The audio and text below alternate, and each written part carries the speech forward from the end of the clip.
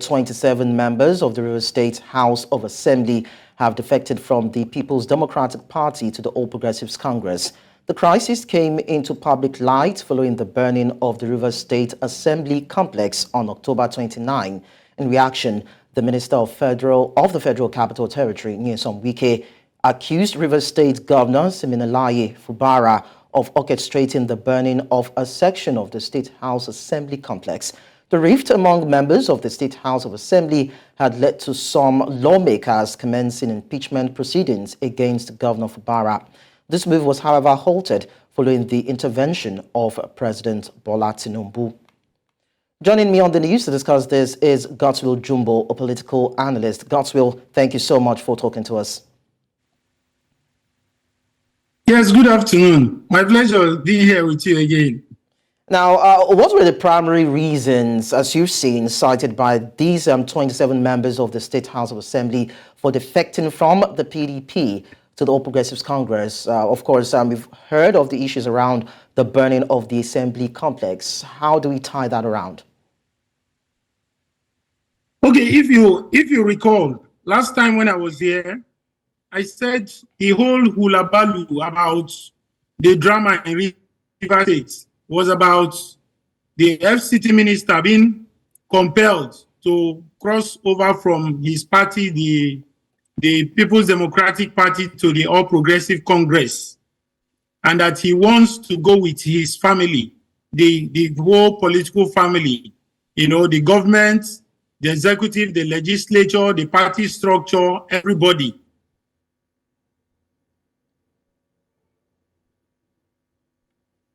Hello, are you there, Godswill? That is at the core. Okay. Of,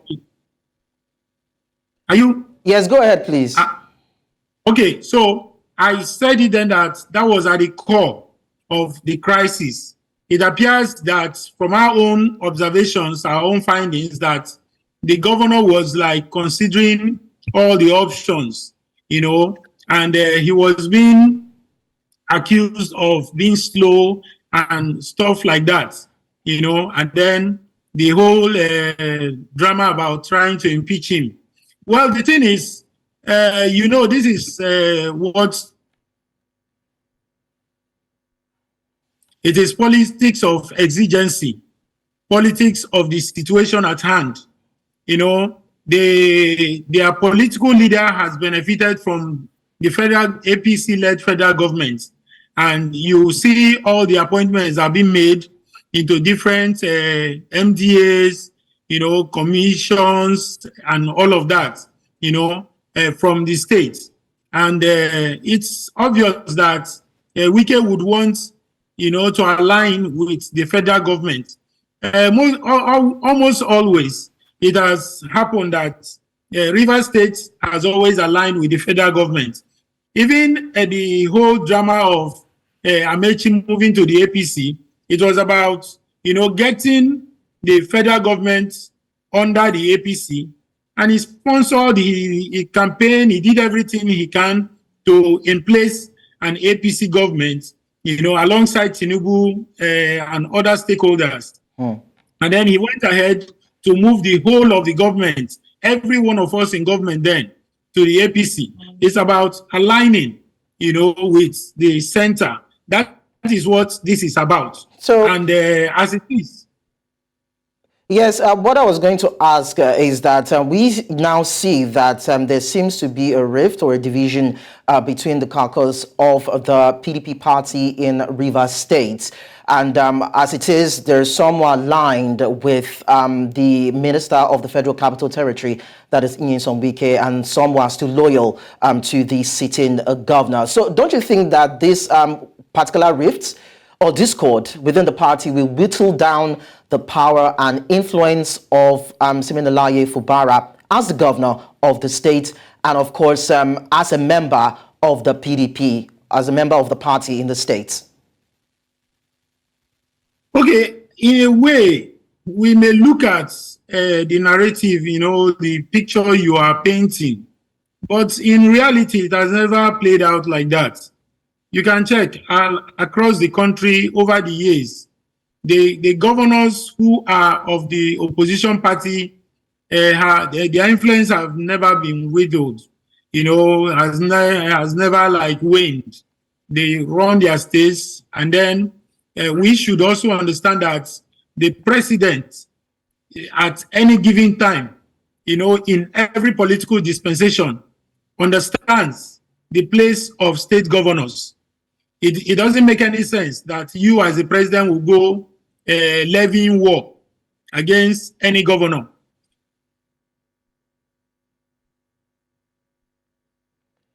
Hello, Godswill. They have executive powers constitutionally enshrined. Now, are you getting me? Yes, of course. We're having a bit of glitch, but then you can continue.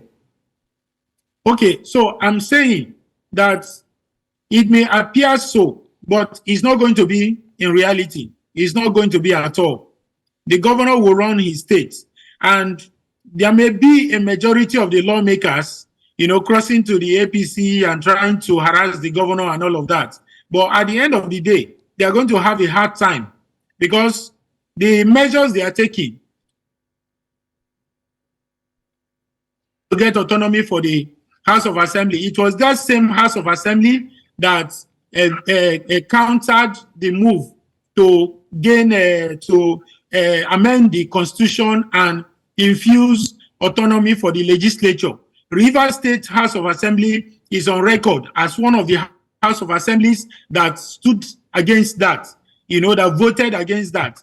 Now, if they even, in contempt of court, as it is happening, because the court has given a stay of action order on both, factions of the assembly to stay action, do not do anything until we take care of the substantive, issue, the rest of the matter before the court. Now, even if they go ahead and sit behind them and try to get that, they cannot have that amended. The Constitution will not be amended because just one out of 36 states House of Assemblies, said their constitutions will be amended. So it's not going to work. And then the governor still controls the funds going to the House of Assembly. So he will work with those who work with him. And then the APC government may just, at most, try to pressure the courts, compel the courts, but that's if that's possible, to untwist the judges to rule in favor of that particular faction. All right, before I let you go, Godswill, the issue around the assembly APC complex. Government is going to do that. We're also going to look at. Godswill, can you hear me? Yes, I can hear you. Yes, before I let you go, I said the issue around the assembly complex that was said to have been gutted by fire, and of course, Nyesom Wike pointing accusing fingers at Siminalayi Fubara. Does that even hold waters in any sense? And is that even... it does not hold water. The FCT minister is not an investigating authority. He does not have the authority, he does not have the locus, he does not have the grounds to say something happened and this is what happened. No, it is only the police, after investigating, that can tell us what happened or what did not happen at the House of Assembly. It is not a minister of the Federal Republic. He does not have such powers. Nobody conferred that kind of power on him to make such statements. That's just mere, waste of talk, if I will call it that way. We are waiting for the police to do the investigation and get back to us. All right, Godswill Jumbo, thank you so much for talking to us. Thanks for being here with you.